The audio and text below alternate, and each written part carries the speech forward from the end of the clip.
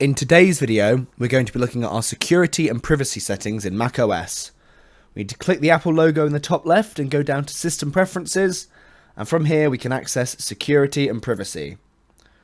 From here, we'll be able to see our General first, which will be our password on our device, which we'll be able to change from here. After clicking the lock, you'll need to know your login details to change these details.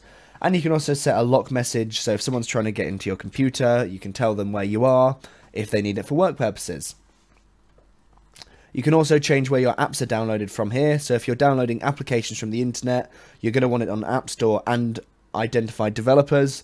However, you will be prompted if it's from an unidentified developer online, and always be careful with what software you're downloading.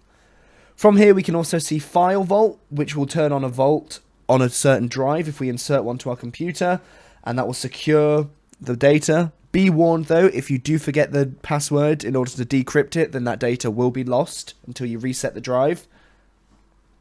From here you can also turn on a firewall to stop malicious connections coming to the computer.